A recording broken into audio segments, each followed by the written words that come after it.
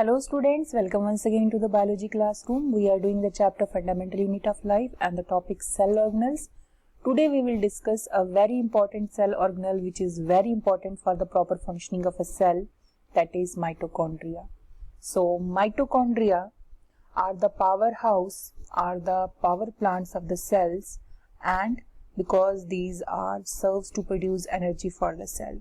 The mitochondria are rod shaped or oval, and these are present in the cytoplasm of eukaryotic cells and absent in prokaryotes and mature RBCs.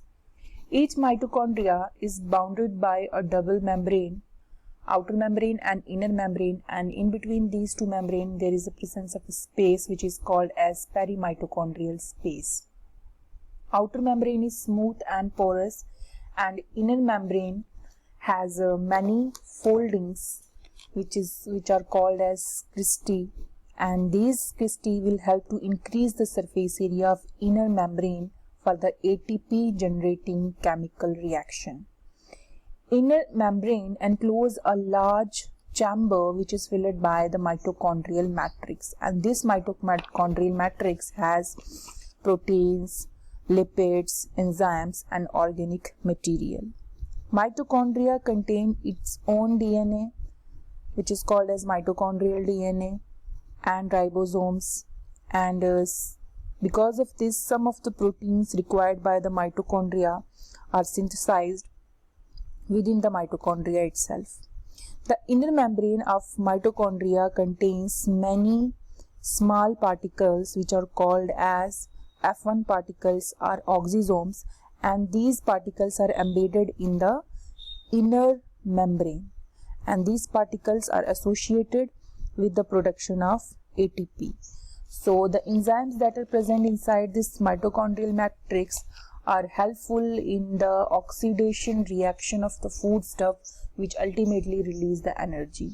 So what are the main functions of this mitochondria? Why this is very important to the cell? As I told you that the mitochondria is a powerhouse of cell, so it produces energy, ATP, adenosine triphosphate, and it is the site of cellular respiration. The energy produced by this mitochondria will help the cell to do different functions, right?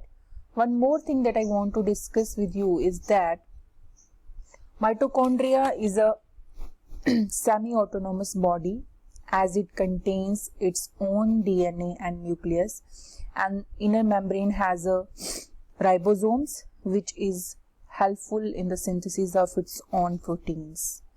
Now one thing that come into your mind may be that this eukaryotic cell has mitochondria, but as we have studied that prokaryotes don't have a mitochondria. So from where these prokaryotes will get their energy?